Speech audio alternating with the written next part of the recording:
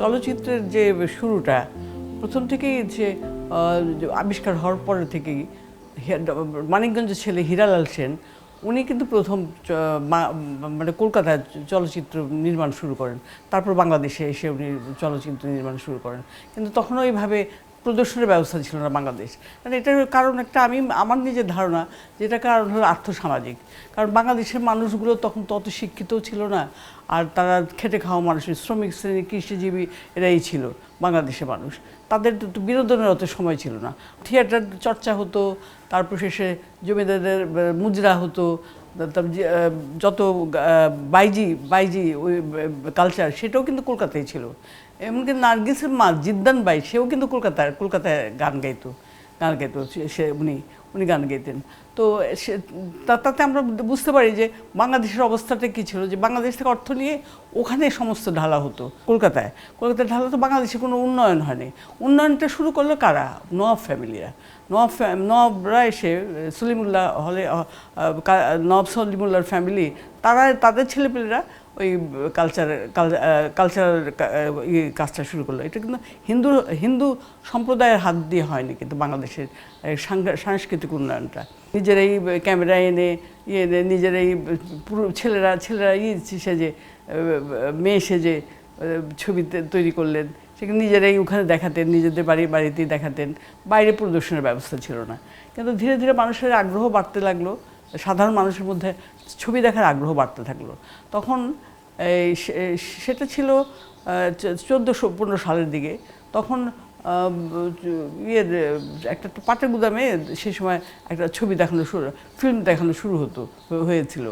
লোকে টাকার বিনিময়ে ছবি দেখতো। তো পরে ওটাকে সাবিস্তান নাম দিয়ে পিকচার হাউস নাম দিয়ে একটা সিনেমা হল তৈরি করে, কিন্তু পরে সেটাকে সাবিস্তান নাম হয়ে যায়। আমি ছোটোবেলায় সাবিস্তানের ছবি দেখেছি। ওটা কিন্তু একতলা ছিল, একটা লম্বা একটা ছিল আর্মানিটোলার দিকে একটা গলির মতো জায়গার মধ্যে ছিল। তো বেশিরভাগই ঢাকাইয়া লোকদের জন্য ওইখানে ছবি দেখতো। আর উর্দু ছবি ওখানে বেশি দেখানো হতো, উর্দু হিন্দি ছবি বেশি দেখানো, বাংলা ছবি দেখানো হতো না। এরপরে আস্তে আস্তে 1947 সালের দিকে ছবির হলগুলো বাড়লো। তখন এর আগে হলো রূপমহল ছবিটার নাম ছিল পিকচার প্যালেস। সেটাকে রূপমহল নাম দিয়ে, তারপর মায়া সিনেমা হলো নিশাত ওয়াইজঘাটে হলো মায়া সিনেমা হল। তারপর লায়ন সিনেমা করলো সর্দাররা, ঢাকাইয়া খালিক সর্দার বাবা। আজাদ হল হলো সামনে, কোর্টকাছের সামনে। সাধারণত আমি লক্ষ্য করেছি যে এইগুলো যে বিনোদনের এই যে সিনেমা হলগুলো তৈরি হয়েছে যেসব জায়গায় খেটে খাওয়া মানুষ আছে, যারা শ্রমজীবী বা মানুষের সমাগম বেশি হচ্ছে সেসব জায়গায়। যেমন রূপমহল সিনেমাটা হলো, সেটা তার আগে তো ওইটা ছিল পিকচার প্যালেস, তো সেটা হলো কোথায়? সদরঘাটের ওখানে। তারপর ওয়াইজঘাটে হলো মায়া সিনেমা হল। তারপর শেষে লায়ন সিনেমা হলো কোথায়? এইসব আশেপাশে কিন্তু আরেকটা জিনিস ছিল, সিনেমা হলেরও কিছু আভিজাত্য ছিল ওইসব হলে। আমরা দেখেছি, আমি পুরান ঢাকার মেয়ে, আমি ওখানে দেখেছি যে লায়ন সিনেমা হলে কোনো ভদ্র পরিবার যেত না, ভদ্র পরিবার ছবি দেখতে যেত না, কারণ ওখানে আশেপাশে সব ছিল হলো প্রস্টিটিউশন ছিল, 2-3টা প্রস্টিটিউশন ছিল, ওরাই যেত ওখানে ছবি দেখতে। আর ওই বিকেলবেলা আমরা দেখতাম তাঁতিবাজার মোড়ের মধ্যে থেকে পুরুষরা হাতের মধ্যে স্কুল যেতে আসতে দেখতাম যে হাতের মধ্যে ওই বেলি ফুলের মালা পেঁচিয়ে তারা ফুরফুরে সাদা পায়জামা পরে ঘুরতে বেড়াতো, গায়ের মধ্যে আতরের গন্ধ, পানের মধ্যে জর্দার গন্ধ, তারা ঘুরতো। তা আমরা বুঝতাম না যে কেন তারা এতই করে, কিন্তু ওই কালচারটা আমরা দেখেছি যে ওই সময় তারা নিশ্চয়ই ওই হলের ছবি দেখতে যেত, ওই প্রস্টিটিউটদের নিয়ে এদের নিয়ে। তারপর ধীরে ধীরে তার আগে আরেকটা ঘটনা ঘটে গিয়েছিল যে ওই যে নওয়াব ফ্যামিলির ছেলে খাজা আজমল তারা কিন্তু করেছিলেন একটা, তারা ছবি নিজেরা শৌখিনতা বসে ছবি নির্মাণ করেছিলেন নিজেরা। তখন তারা মেয়ে পায়নি, তখন খাজা আজমল নিজে মেয়ে সেজে ছবিতে অভিনয় করেছিলেন, এবং তারা ওইটা নিজেদের বাড়িতেই থিয়েটার হল ছিল একটা বড়, ওই জায়গায় দেখিয়েছিল। আর এসে এরপর আরেকটা ছবি তৈরি করেছিল সুকুমারী, লাস্ট কিস। সেখানে একটা মেয়েকে নিয়ে এসেছিল তারা ইয়ে থেকে, পতিতালয় থেকে নিয়ে এসেছিল তাকে সুকুমারী নাম দিয়ে সে ছবিটা তৈরি করেছে, লাস্ট কিস ছবিটা। তো সেটা তারা অর্থের বিনিময়ে দেখিয়েছিল তারা সেটা প্রথম তার দেখিয়েছিল 4 আনা না 8 আনা এরকম, এত কম পয়সা তারা ছবিটা দেখিয়েছিল। এটা সম্ভবত ইয়ের আগে, সাবিস্তান হওয়ার আগে। সাবিস্তান তো হলো তো 13-14 সালের দিকে। তো তারপরে যে পাটের গুদামে ওরা চলে গেল, ওখানে নিয়মিত ছবি দেখানো শুরু করলো। বোম্বের ছবি, কারণ বোম্বের ছবি খুব নাচ গান ভরপুর, বিনোদনপূর্ণ, হিন্দি ছবি আসতো, আর ইয়েরা কলকাতার ছবিও আসতো। কিন্তু কলকাতার ছবিগুলো দেখানো হতো রূপমহলে, বাংলা ছবিগুলো। আর এই ছবিগুলো, হিন্দি ছবিগুলো দেখানো হতো সারা ঢাকা শহরে। তা 50-র দিকে, 47 সালের পরের দিকে উর্দু স্পিকিং যারা ছিল, দোসানি গ্রুপ, তারা এসে গুলিস্তান ছবির হলটা প্রথম নির্মাণ করেন। আধুনিক একেবারে খুব সুন্দর করে দোতলা, একদম একটা অভিজাত একটা ছাপ দিয়ে তৈরি করেন, বিরাট জায়গা নিয়ে স্টেডিয়ামের উল্টা দিকে তৈরি করেন। তারপর ওইটার নাম দিলেন দেন গুলিস্তান, এবং তার উপর একটা ছোট্ট একটা হল তৈরি করেন নাজ নামে। 54 ঠোর হবে, কারণ আমি তো খুব ছোট তখন, মনে নেই আমার কোন সালের দিকের কথা তখন। তবে কিন্তু মনে আছে যে আমার বাবা মা যেতেন ছবি দেখতে, ওই গুলিস্তানে যেতেন ছবি দেখতে, নাচ হলে দেখতেন। আমার বাবা নিয়মিত ছবি দেখতেন। শনিবার দিন আমার বাবা নাচ হলে ইংরেজি ছবি দেখতে যেতেন, সেখানে শুধু ইংরেজি ছবি দেখানো হতো, কোনো হিন্দি উর্দু এইসব ছবি দেখানো হতো নাচ হলে। তারপর শেষে আর আমাদের বাসার 100 মিটারের মধ্যে ছিল বেশ প্রায় 8-10টা মানে সিনেমা হল ছিল। নাগরমহল একটা সিনেমা হল ছিল, তার উল্টার দিকে ছিল কান্দুপট্টি। চিন্তা করেন, ওটার ছবিটার নাম ছিল নাগরমহল। নাগর মিন্স মানে প্রেমিক, নাগর মিন্স প্রেমিক নাগরমহল। তো ওইটাও ওখানে খুব বেশি ভদ্র লোকেরা, মহিলারা ছবি দেখতে যেত না। তারপর শেষে ওখানে বেশিরভাগই হিন্দি ছবি দেখানো হতো, নাচ গানে ভরপুর। আর মুকুল সিনেমা ছিল একদম কোর্ট কাছারির পিছনে। আমাদের বাড়িটাও কোর্ট কাছারির পিছনে ছিল, কোর্ট কাছারির সামনে ছিল মুকুল সিনেমা হলটা। তো মুকুল সিনেমাটা পরে কিন্তু আজাদ সিনেমার নাম নেয়। আর ওইদিকে মায়া সিনেমাটা, যেটা নাকি পাটুয়াটুলি ওয়াইজঘাটে, সেটার নাম হয়ে যায় স্টার ছবি। এগুলো কিনে নেয়, এগুলো প্রথম তো হস্তান্তর হয়ে যায়, ওটা কিনে নেয় কলিমুল্লাহ ছিল এক ভদ্রলোক, তার বাবা নাম খলিলুল্লাহ নাম শুনেছেন বোধহয় আপনার। উনি কিন্তু বাংলাদেশের ফিল্মের অবদান আছে ওনার, আর্লি স্টেজে। উনি স্টার নাম দিয়ে ছবি হলটা তৈরি করেন। আর উল্টা দিকে বেশ কয়েক বছর পরে, আমরা তখন স্কুলের উঁচু ক্লাসে উঠেছি, সেই সময় মন সিনেমা হলটা হয়। ওটা একটা নন বেঙ্গলির, ওরা নন বেঙ্গলির। তারপর ওটা তৈরি হয়, ওটাও খুব সুন্দর একটা পরিবেশ ছিল ওটার, ভালো ভদ্রলোকেরা ছবি দেখতে যেত। তারপর রূপমহল সিনেমা হলটা আস্তে আস্তে একটু জরাজীর্ণ হয়ে গেল, কারণ ওটা মালিক ছিল একজন হিন্দু ভদ্রলোক, সে চলে গেল কলকাতায়। ওটা সত্য সম্পত্তি হয়ে গেল, আর ওটার তেমনভাবে হলো না, মানে পরিচর্যা করা হতো না। কিন্তু প্রথম থেকে আমার মনে আছে, ছোটোবেলায় আমি দেখতাম যে ছবি দেখতে যেত যে মেয়েরা রূপমহল সিনেমা হলে, কারণ ওখানে বাংলা ছবি আসতো, সুচিত্রা উত্তমের বাংলা ছবি আসতো। আর আরেকটা মজার কথা বলি, ঢাকা তখন, পুরোনো ঢাকাটা তো তখন খুব বড় ছিল না। যে সময়ের কথা আমি বলছি তখন 50-60s কথা, বা সেই সময় ঢাকা শহরটা ছিল গুলিস্তান পর্যন্ত।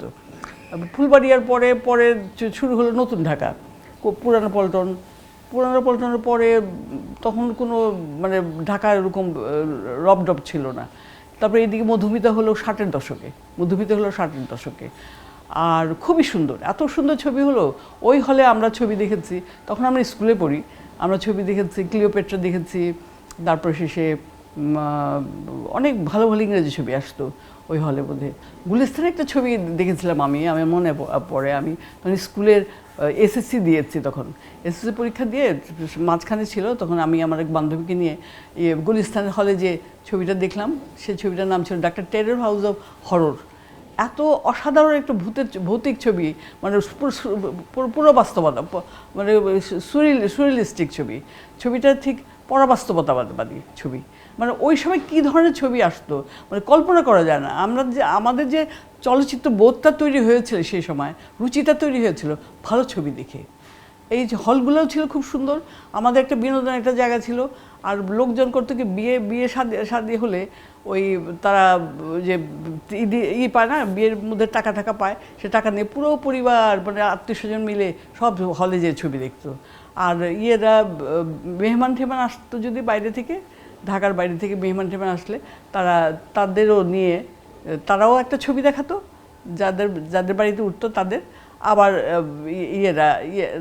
তারা যাওয়ার আগে আবার ওই যাদের বাড়িতে উঠতো তারাও আবার একটা ছবি দেখাতো। আর ঈদের সময় তো ফিল্ম নিয়ে তো মানে পাগলামি শুরু হয়ে যেত, মানুষ আগে থেকে টিকিট কেটে রাখতো। আর তখন তো বলতো বায়োস্কোপ বলতো, তখন ঢাকার লোকেরা কিন্তু সিনেমা বলতো, সিনেমা হল বলতো না, ফিল্ম বলতো না, বলতো বায়োস্কোপ দেখতে যাব। কি ছবি দেখবা? শস্য পান্ডু দেখবো, সাবিহা সন্তোষের, খুব পপুলার ছিল পাকিস্তানি নায়ক নায়িকা। এখন এদের নামও আমরা জানি না, অনেকে জানেই না, কিন্তু অথচ এরা খুবই ছিল। নীল রতন কুমারের নাগিন এত হিট হয়েছিল ছবিটা, ওটা মায়া হলে এসেছিল, খুব সুপার হিট হয়েছিল। তারপর শেষে তো এই যে আর তখনকার একটা কালচার ছিল কি জানেন, পরিবারে যেত, ঘোড়ার গাড়িতে চলে যেত সিনেমা হলে দেখতে, মানে একসঙ্গে পরিবারের সবাই অনেকে যেত, দাদি যেত, নানি যেত, খালা যেত বা ফুপু যেত, বা এরা একসঙ্গে ঘোড়ার গাড়ির মধ্যে চড়ে তারা সিনেমা হলে ছবি দেখতে যেত। এখন তো সেই ঘোড়ার গাড়ির কালচারই নাই। এখন মানে কত বদলে গেছে আমাদের, কত আধুনিক হয়ে গেছে আমরা। কিন্তু আমরা আধুনিক হয়েছি ঠিকই, কিন্তু আমাদের সেই ইটা কি আছে? আমি এটা মনে চিন্তা করি যে সেই যে তখন যে মানুষের ছবি দেখতো, মানে একেবারে পাগলের মতো ছবি দেখতো, আর আলোচনা দিনের পর দিন আলোচনা হতো, তাদের গান গাইতো তারা। সোলবাসাল মুকুল সিনেমা হলে হয়েছিল, রিলিজ হয়েছিল দেবানন্দ আর ওয়াহিদুর রহমানের। বিশ্বাস করবেন না, আমার এক মামা 35 বার সেই ছবিটা দেখেছিল। তাদের এত পছন্দ ছিল, ইয়াং গ্রুপের, তখন তারা ইয়াং ছিল, তাদের এত পছন্দ ছিল, তারা মুখস্থ করে ফেলতো। কারণ তখন গান শুনতে হলে গ্রামফোন আর রেডিও ছিল, কোনো ক্যাসেট ছিল না, ছিল না। স্বাভাবিকভাবে তারা যে উপস্থিত হতো, হলে যে উপস্থিত হতো গান শোনার জন্য। ওই গান শুনে অন্য সময় তার হয়তো অনেকে দেখতো যে ঘুমিয়ে গেছে, আর গানের সময় তার উঠে গান গাওয়া শুরু করেছে। কিন্তু 60-এর দশক না, 70-80-র দশক থেকে বলবো যে ছবির হল না, 47-এর পরে আস্তে আস্তে কিন্তু আমাদের অনেক সারা বাংলাদেশের 1400 হল হয়ে গেল। কারণ সেই সময় কিছু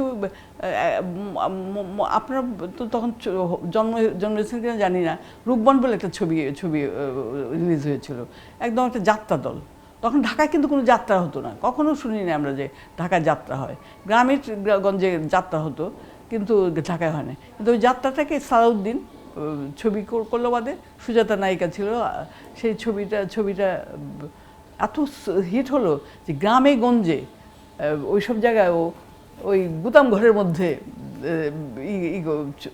প্রজেক্টর দিয়ে ছবিটা দেখানো হলো।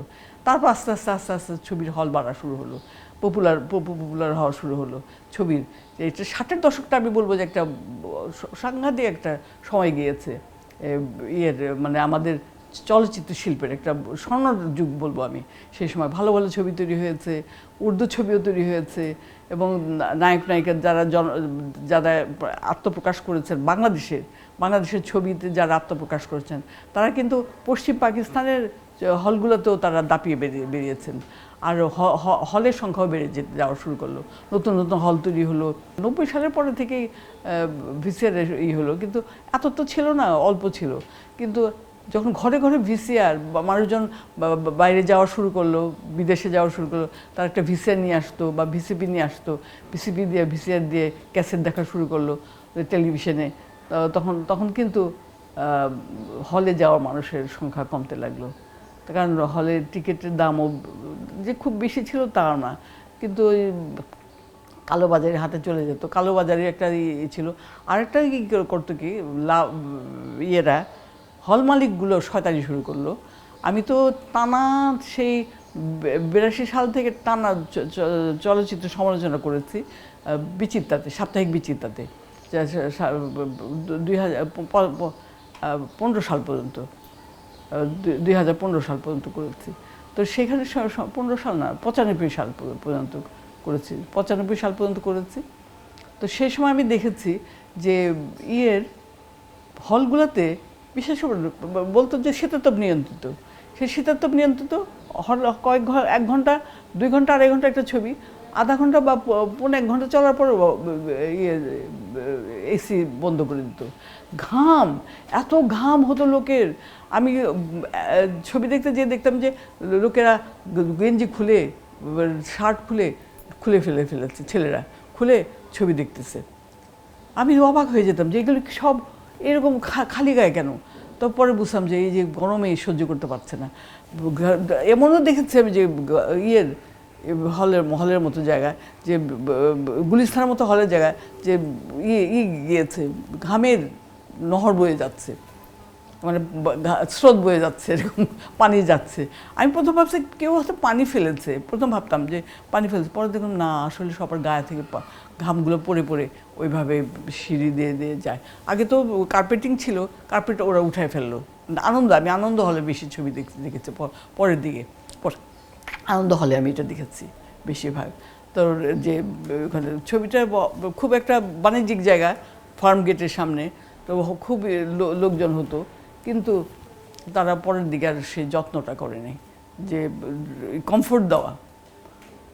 আমরা যদি ইতিহাস পড়ি, আমেরিকার বা লন্ডন এসব জায়গার ইতিহাস পড়ি, ওখানে আমি শুনেছি যে সেসব জায়গায় লোকেরা সিনেমা দেখতে যেত, যে বাইরে যাদের নাকি একটু দরিদ্র ছিল, গৃহহীন ছিল, তারা আগুন পোহানোর কোনো জায়গা ছিল না, কিন্তু হলের ভিতরে, সিনেমা হলের ভিতরে যে তারা ওয়ার্ম হতো, গরম হতো, এই জন্য তারা রাত্রে ছবি দেখতে যেত ওইসব জায়গায়, সিনেমা হলে। তো আর আমাদের উল্টাটা হলো যে যারা ছবি দেখতে যেত তারা গরমে বেরিয়ে চলে আসতো। এই আস্তে আস্তে তারা ছবি দেখা বন্ধ করে এই ভিসিআর দেখা শুরু করলো। আমার একটা করে হল বন্ধ হওয়া শুরু করলো, যেখানে 1450 হল হয়েছিল আমাদের।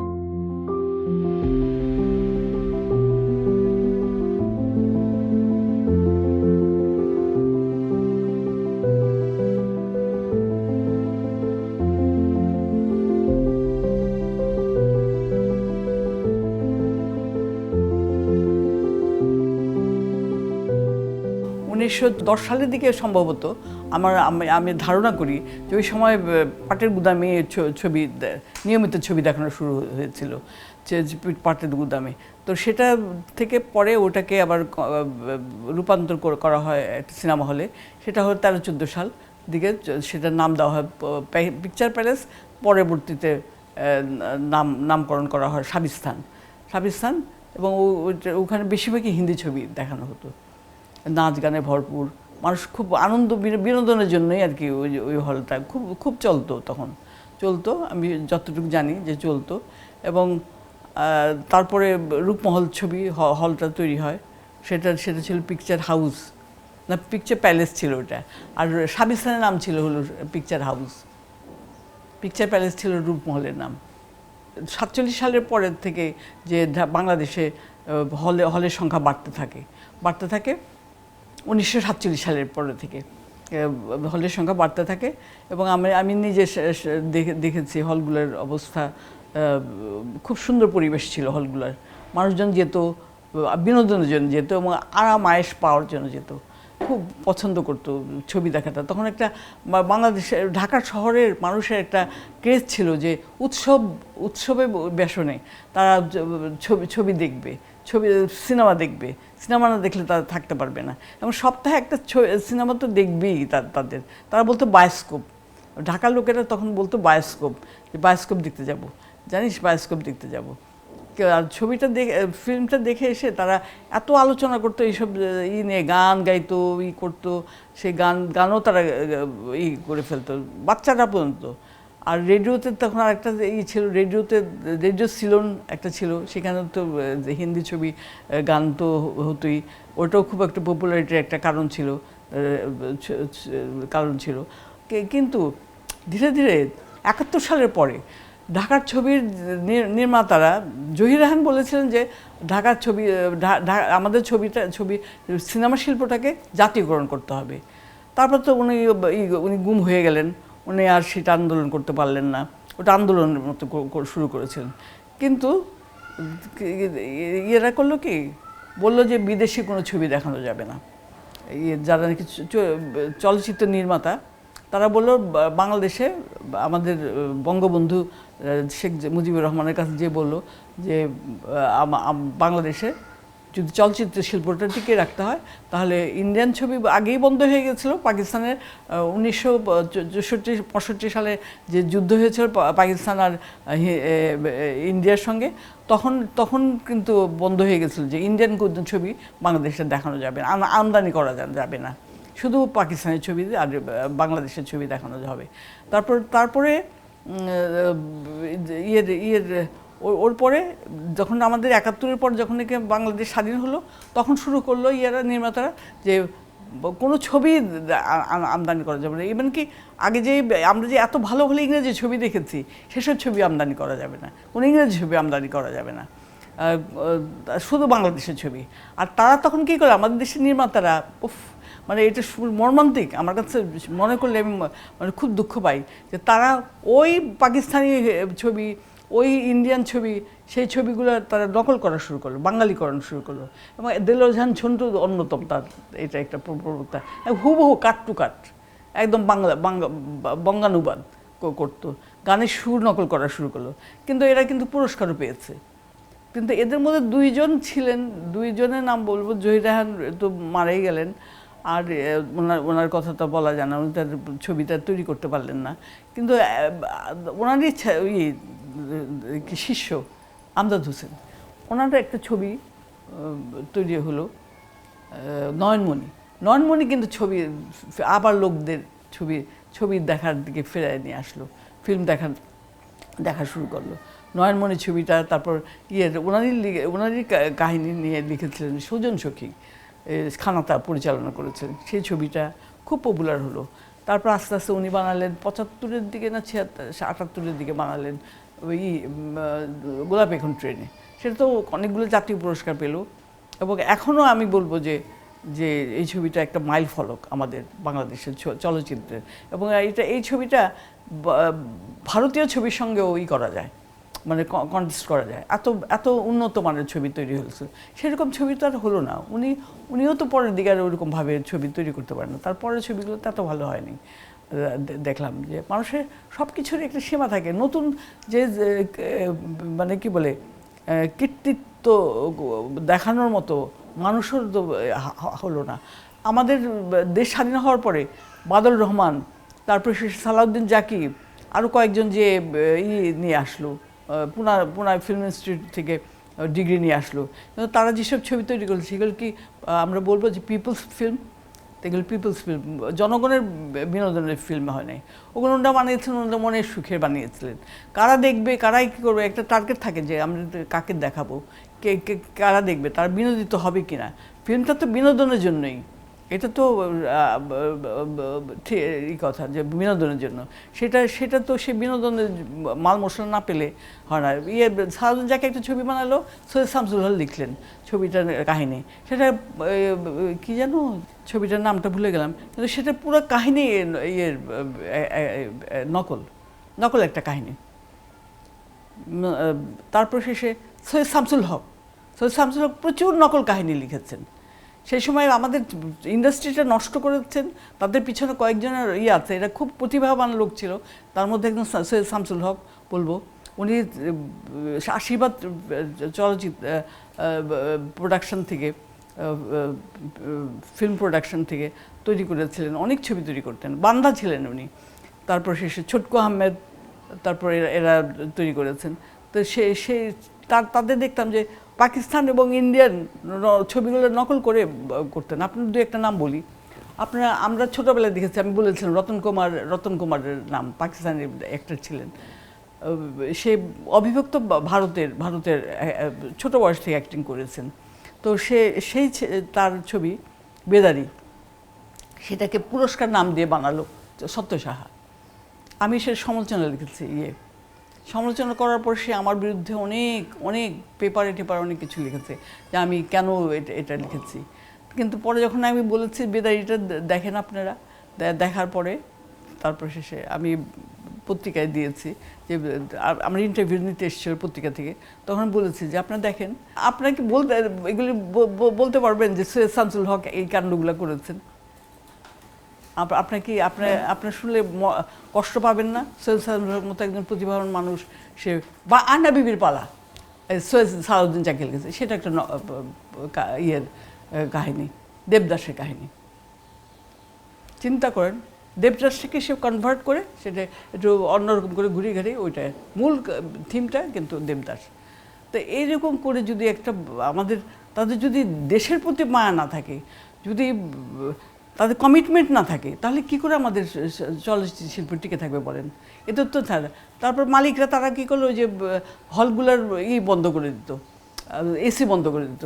তো দর্শকরা কেন যাবে হলে ছবি দেখতে? তার যে কমফোর্ট না পায়, ফিল না করে, তাহলে বলেন আমাদের চলচ্চিত্র শিল্প কী করে টিকে থাকবে? আর গবেষণা তো নাই, চলচ্চিত্র শিল্প নিয়ে তো গবেষণা নেই। যারা নাকি ছবি বানায় তারা, সালাউদ্দিন চাকি কী বানালেন, বা বালুর রহমান একটা ছবি বানিয়েছে এমিলির গোয়েন্দা বাহিনী, ভালো ছবি, এটা ছবিটা কিন্তু চলেছিল, কিন্তু পরবর্তীতে তুমি তারা ওইভাবে বানান নেই, আর বানালেন না। কারণ চলচ্চিত্র নির্মাণটা খুবই কষ্টের, খুবই একটা কষ্টজনক এবং খুবই মানে কী বলে, খুবই কষ্টকর। তারপর আলমগীর কবির ছিলেন হলো আমাদের একজন ছিলেন আমি বলবো যে উনি আমাদের চলচ্চিত্র শিল্পের একজন ধ্বজাধারী, সাংঘাতিক একজন প্রতিভাবান মানুষ ছিলেন। জহির রায়হানদের সমসাময়িক উনি ছিলেন। তো উনি ছবি নির্মাণ করেন, উনি চলচ্চিত্র সমালোচক, শিক্ষক হিসেবে এক্সিলেন্ট ছিলেন, কিন্তু ফিল্ম কিন্তু ওইভাবে বানাতে পারেন নাই। একটা ছবি ওনার খুব পপুলার হয়েছিল, সীমানা পেরিয়ে। দর্শককে বোকা ভাবলে হবে না, কারণ আমাদের বাংলাদেশের দর্শকরা এত বোকা না। তারা এখন লেখাপড়া শিখেছে, তারা এখন অনেক দিক থেকে তারা সচেতন, তারা বুঝে কোনটা ঠিক কোনটা অঠিক। তারা কেন বা বস্তা পচা ছবি দেখতে যাবে? যেগুলি পুনরাবৃত্তি, সেগুলো তো দেখতে যাবে না, নতুন কিছু দেখাতে হবে। আমি বললাম না, আমরা doctor terror house of horror দেখে মানে হয়ে গেছি। ছোট্ট বয়সে মাত্র এইচএসসি পরীক্ষা দিয়েছি আমরা, দিয়ে গিয়েছি ছবিটা দেখতে, মানে আমাদের হাত পা ঠান্ডা হয়ে গেছে ছবি হলে যে গুলিস্তান ছবিটা দেখেছি। সেই কি কড়া রোদ, এপ্রিলে কড়া রোদের মধ্যে বাইরে বেরিয়ে সে আমাদের হাত গরম হয়েছে হলের ভিতর থেকে বেরিয়ে, মানে এত এত সুন্দর সুন্দর ছবি। তারপর এলিজাবেথ টেলরের ছবি এসছে বাংলাদেশে, ক্লিওপেট্রার মতো ছবি এসছে। তারপর শেষে আরও অনেক ভালো ভালো বিদেশি ছবি, ইংরেজি ছবির কথা বলো, ইন্ডিয়ান ছবি তো এসছে। সুচিত দত্তম তো পাগল ছিল মানুষ, কোন ছবিটা চলে নাই? বাংলাদেশের সব ছবি চলেছে সুচিত দত্তমের। তো বলেন, তারপর শেষে পাশের বাড়ি একটা ছবি ছিল, আমি তখন খুব ছোট, আমি ছোটোবেলায় দেখতে গিয়েছিলাম, আমি তখন তো হয়তো 2-3-তে পড়ি, সেই সময়কার ছবি এটা। সাবিত্রী ছিলেন নায়িকা, ভানু বন্দ্যোপাধ্যায় আরেকজন ছিল নায়ক, খুব ছিল না সাধারণ, কিন্তু মানুষ হন্যে হয়ে পাগলের মতো সে মুকুল হলের ছবিটা দেখেছে। পরে মুকুল হলটার নামটা বদলে আজাদ হয়ে যায়, কারণ নামটা হলটা বিক্রি হয়ে যায়, খলিলুল্লাহ হলটা কিনে নেয়, উনি আজাদ নাম দেয়। তো এখন বাংলাদেশের হল টিকবে কী করে যদি আপনি যে মাল মশলা যদি না দেন? তো সেটা কি জরাজীর্ণ হয়ে যায় না? তো মানুষ কেন হলে যাবে ছবি দেখতে? আর এখন টেলিভিশনেও তো ভালো ভালো ছবি দেখা যায়, এখন তো এত চ্যানেল হয়ে গেছে, ইউটিউব হয়ে গেছে। আমার যে ছবি ইচ্ছা সেই ছবি দেখবো। আমি কত পুরনো ছবি দেখি, আমি কেন হলে যেয়ে আমি এত কষ্ট করবো, এত দুর্গন্ধ করবো? আর এখন সিনেপ্লেক্সের যে ছবির দাম, হলের যে টিকিটের দাম, আর সেই দাম দিয়ে সাধারণ মানুষের ছবি দেখা সম্ভব? কেন আমাদের ছবি ইন্ডাস্ট্রি টিকে থাকবে বলেন? সিনেপ্লেক্সে তো একটা ফিল্ম ইন্ডাস্ট্রিকে টিকে রাখতে পারে না। হল লাগবে এবং সেরকম ছবি লাগবে, সেরকম নির্মাতা লাগবে যারা নাকি চিন্তা ভাবনা করে, বিনোদন, শুধুমাত্র ফিল্মটা শুধু শিক্ষা না, বিনোদনও, সচেতনতা না, শুধু রাজনৈতিক হাতিয়ার না, সব কিছুই। আইনস্টাইন যে অক্টোবর বা ব্যাটেলশিপ পটমকিন এগুলো তৈরি করেছেন, সেই যুগে আমরা পেরিয়ে এসেছি। তখনকার দিনের যে যুদ্ধ ইটা ছিল, নির্যাসটা ছিল মানুষের মনের মধ্যে, যে আকাঙ্ক্ষাটা ছিল, এখন অনেক বদলে গেছে। সেই এখন হলো অর্থনীতিটা আমাদের হলো মুক্তবাজার অর্থনীতি, মুক্তবাজার অর্থনীতি। সেই অর্থনীতিতে আমরা ওইরকম ওইসব দেশপ্রেম আমাদের চেয়ে এখন আমাদের অর্থপ্রেমটাই বেশি। আমি নতুন কিছু ছবি দেখলাম, ছবি দেখেছি। হাওয়া ছবিটা দেখলাম, তারপর শেষে ছবিটা কী বলে মনপুরা দেখেছি। তারপর কিছু ওটিটিতে কিছু ছবি আসছে, ওগুলি তো বড় পর্দায় দেখানো হয় না। তো ওই ধরনের ছবিগুলো মনে হয় আমাদের ইন্ডাস্ট্রিটা বাঁচিয়ে রাখতে পারে। একটু ভিন্ন মানুষের, আমাদের যে কত সমস্যা, আমরা নতুন নতুন সমস্যার মুখোমুখি হচ্ছি, সেই সমস্যা নিয়ে ছবি তুললে পরে হবে। খালি মারামারি ফাইট, মানে আমি একটা সমালোচনা লিখতে বলেছিলাম, এক চিমটে গল্প, এক মুঠো কি বলে মারামারি, আর বাকিটা তারপর ঘুটা, মানে আসলে ওই রকমই এখনকার ছবি ওরকম হয়ে গেছে যে তারা একটা ফর্মুলার মধ্যে চলে গেছে, ফর্মুলা থেকে বেরিয়ে আসতে হবে। নতুন কিছু না দিলে পরে হবে না। আমাদের তো একটা শূন্যতা যাচ্ছে। আপনার তো মানে বলবো কি, আমার খুব দুঃখ লাগে যে আমাদের কিন্তু ভালো লেখকও নাই, দেখেন ভালো কবি নাই, ভালো লেখক নাই। আমরা আশা করবো কী করে? আমাদের একটা সাংস্কৃতিক শূন্যতা যাচ্ছে। আমরা এত বেশি অর্থ উপার্জনের দিকে মনোযোগ দিয়েছি যে সমাজ, পরিবেশ এগুলো নিয়ে আমরা কোনো চিন্তা করি না। হালদার ছবিটা তৌকির বানিয়েছে, কিন্তু বানিয়ে সে কি পরবর্তীতে কী করেছে, সে কিন্তু আমেরিকার সিটিজেনশিপ নিয়ে গেছে। তো এরা যদি না থাকে, এরা যদি এই ধরনের এত সুন্দর ছবি যে বানায়, হালদার মতো ছবি, সে আমেরিকায় কেন থাকবে? তার তো আরও ছবি বানানো উচিত। অজ্ঞাতনামা এই ধরনের ছবি যারা বানায় তাদের তো এসব ছবি দেখবে নাকি? এসব ছবি তো দেখলে মানে চোখ দিয়ে পানি এসে যায়। এগুলো তো আমাদের কথা, এগুলো তো আমাদের সমস্যা, এগুলি নিয়ে ছবি তৈরি করতে হবে। আর কিন্তু এখন কি শুধুমাত্র ফাইট। আমি তো ছবির হল, এখন তো ঢাকার চ্যানেলগুলোতে সিনেমা দেখায়, অল্প একটু নিউজ আর সিনেমা, আর অন্য কিছু না। সিনেমা দেখায়, সেই সিনেমাগুলোর মধ্যে বেশিরভাগই থাকে সাকিব খান, মারামারি, কাটাকাটি, আর অপু বিশ্বাস, তার কমর দোলানি, আর কিছু না। তো আর কি হবে ওইসব ছবি দেখে? আমি বন্ধ করে দিয়ে আমি হয়তো ইউটিউবের যে একটা পুরোনো দিনের একটা ছবি দেখি। সিনেমাটা আসলে একটা মনস্তাত্ত্বিক বিষয়। সিনেমাটা একটা হলটার ভিতরে ঢুকলেই মানুষ সঙ্গে সঙ্গে বিচ্ছিন্ন হয়ে যায় সারা জগৎ থেকে। সে কিন্তু ওখানে ঢোকার সঙ্গে সঙ্গে অন্ধকারের মধ্যে হারিয়ে যায় এবং সে নিজেকে বিচ্ছিন্ন করে ফেলে, তার নিজের দুঃখ তাপ করে সে ওই ছবিতে যা দেখাচ্ছে তার মধ্যে বিলীন হয়ে যায়। পুরোপুরি একটা মনস্তাত্ত্বিক একটা বিষয়টা, ফিল্মটা আসলে আমি আমার মতে মনস্তাত্ত্বিক। এটা এর বেশি কিছু না। মানুষ চায় যে এই যে সারা জীবন, মানুষের জীবন ভরে তো ফাইট করতে হয়, যুদ্ধ করতে হয়, নানান রকম সমস্যার সম্মুখীন হতে হয়, তার থেকে মুক্তি চায়। কোথায় যাবে, কার কাছে যাবে? এখন সবাই যার নিজেরই নিয়ে ব্যস্ত।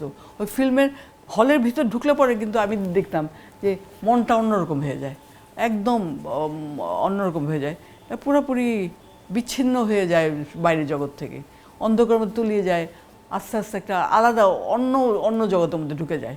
ওই ছবি পর্দার জগতের ভিতরে ঢুকে যায়, ওখানে নায়কের মধ্যে বা নায়িকার মধ্যে নিজেকে খুঁজে পাওয়া যায়।